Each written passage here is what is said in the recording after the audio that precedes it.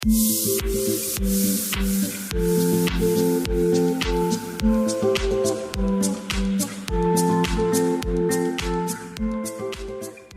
Bali ada istilah nyentane ya. Nyentane itu adalah pada saat laki-laki menikah lalu garis keluarganya mengikuti garis keluarga yang perempuan. Nah, kalau di Bali itu kan sebenarnya paternal ya. Jadi kalau orang menikah umumnya laki-laki akan menjadi seperti purusa namanya, atau keluarga itu akan ikut si keturunannya laki-laki. Nah, kalau pada kasus nyentane itu seorang pria akan ikut dengan wanita, keluarga wanita ya. Nah, ini suatu kasus yang menarik ya. Saya punya sahabat begitu, dia nyentane dan kemudian dia merasa tidak nyaman untuk pulang ke rumah mertua. Nah, ada apa ya? Setelah saya tanya, ternyata dia mengaku bahwa katanya keluarga itu nggak suka sama dia. Ada sesuatu yang mungkin dia atau ada dalam dirinya ya. Saya nggak sebut ya, ini cukup pribadi. Intinya itu berhubungan dengan dirinya. Ya mungkin Anda juga ada masalah, yang mungkin masalah ekonomi, masalah penampilan, mungkin masalah sikap, perilaku, cara berkata, budaya yang berbeda. Nah, bisa saja ya. Nah, jadi sahabat saya ini memiliki suatu perasaan bahwa dalam dirinya itu ada yang tidak disukai oleh mertuanya. Nah, jadi dalam kasus ini setiap dia pulang itu dia ngerasa mertua itu nggak suka dengan dia. Ya, kayak sikapnya lah, dari ya nggak pernah sih bilang aku nggak suka kamu, itu nggak pernah ya. Dia hanya merasa mertuanya itu seperti memandangnya sebelah mata gitu, maksudnya ditutup satu gitu ya. Nggak gitu ya, maksudnya pokoknya dipandangnya agak rendah gitu. Nah, ini kan menimbulkan suatu hal yang unik ya. Nah, saya berusaha memecahkan ini ya, apa yang terjadi begitu ya. Saya menemukan dua hal di sini. Pertama, bahwa mertua itu nggak pernah bilang loh dia itu nggak suka dengan si teman saya ini. Nggak pernah tuh bilang aku nggak suka kamu pulang aja, nggak pernah ya. Dia hanya merasa. Nah, artinya begini, kalau dalam bahasa ini secara sadar kita menganggap bahwa orang itu nggak baik gitu, mertua itu nggak baik ya.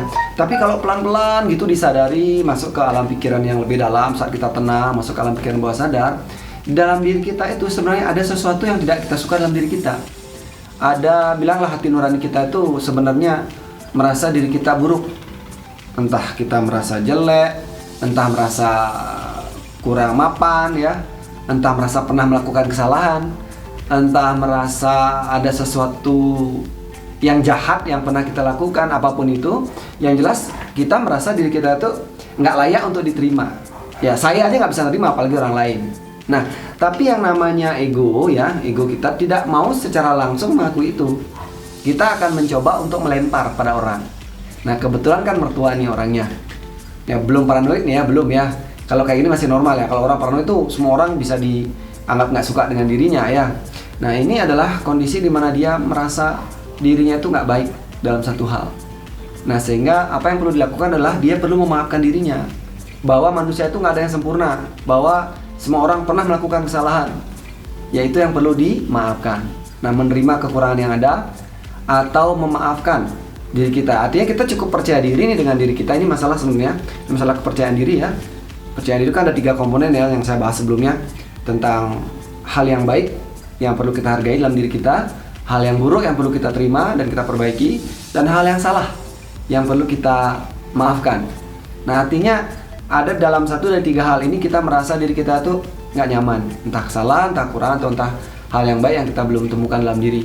Nah, artinya ini perlu ditemukan. Nah, itu hal pertama. Hal kedua adalah bahwa mungkin saja, anggap saja mertua itu beneran nggak suka, atau orang-orang lain ya. Kalau Anda merasa orang lain itu nggak suka, anggap saja dia beneran nggak suka.